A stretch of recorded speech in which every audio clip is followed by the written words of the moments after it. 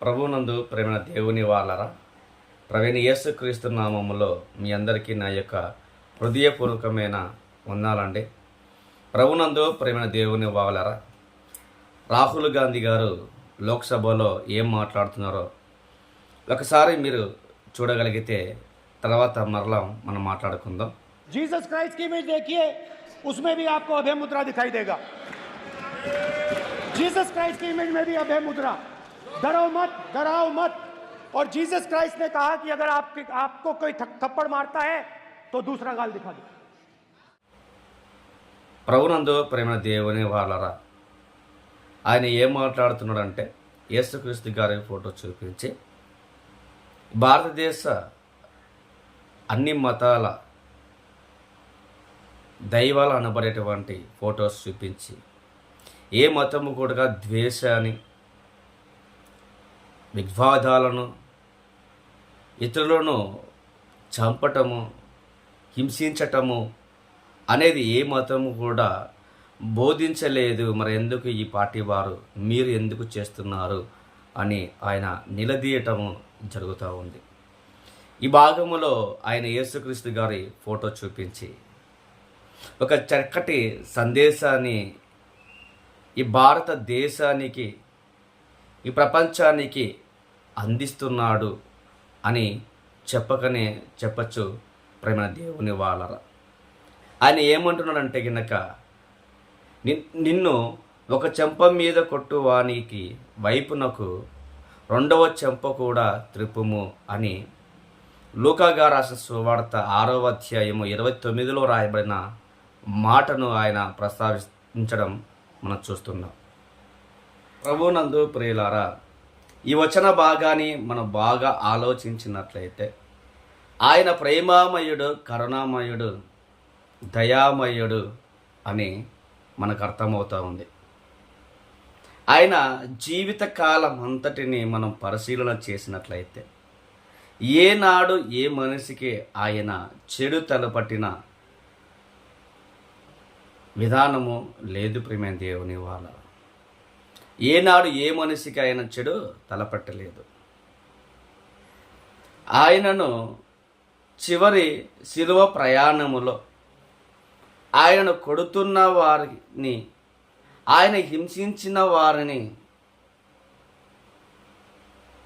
ఆయనను పిడిగుద్దులతో కొడుతున్న వారిని చివరికి ఆయన ప్రక్కలో బల్లెపు పోటు పొడిచి ఆయన చంపుతున్న వారి విషయములో ఆయన ఏ హానియు చేయకుండా పరలోకమందున్న ఆ దేవుని ఏమని వేడుకుంటున్నాడు అంటే, వీరు చేసిన కీడుకు ప్రతి కీడు చేయకుండా ఆ తండ్రిని యేసుక్రీస్తు గారు ఏమని ప్రార్థిస్తున్నారు అంటే, తండ్రి, వీరందరూ చేస్తున్నది వీరెరుగరు కనుక వీరిని క్షమించుము అన్నాడండి.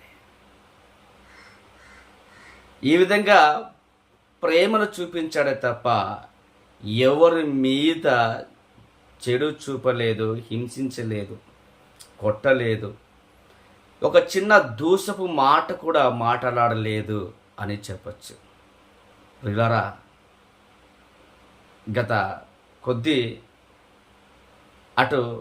నెలల క్రితంగా మనము మన భారతదేశ పరిస్థితులను ఒకసారి మరల జ్ఞాపకమునకు తెచ్చుకుంటే, మణిపూరులో ఈ దేశపు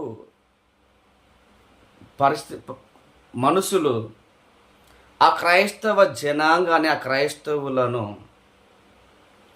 ఎటువంటి హింస చేశారో, ఎలా చిత్రహింసలు పెట్టారో, ఎలా వారిని మానభంగము చేసి చంపారో ఈ దేశానికి తెలియని విషయం కాదు.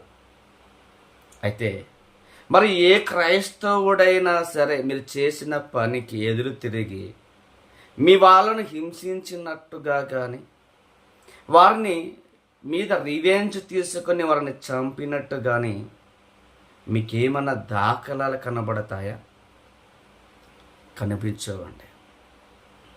ఎందుకో తెలుసా?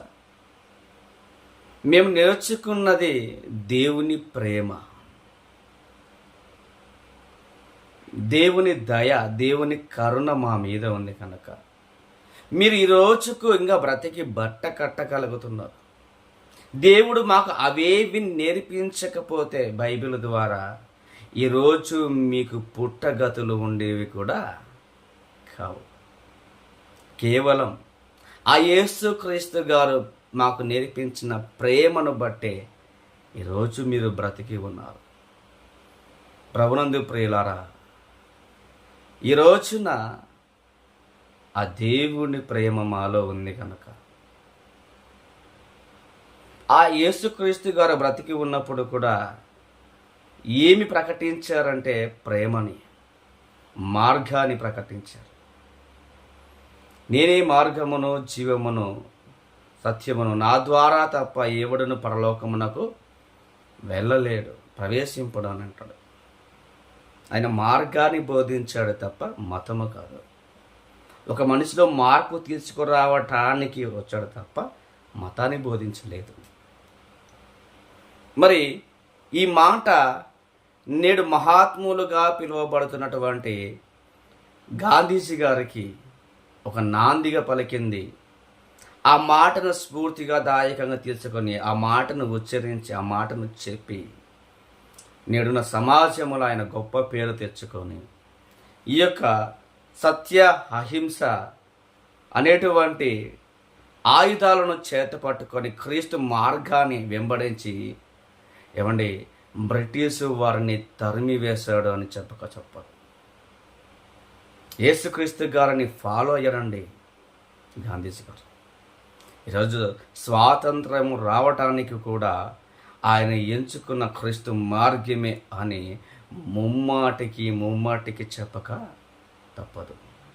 అలనాడు మదర్ తెరెసా గారు నిన్ను వల్ల నీ పొరుగు వారిని ప్రేమించాలి అన్న మాటను ఆ యొక్క మదర్ తెరెసా గారు స్ఫూర్తిదాయకంగా తీసుకోవడం వలన, దాన్ని పాటించటము వలన ఆమె కూడా ఈ దేశములో గొప్పగా పేరొందినదిగా మనం చూడగలం.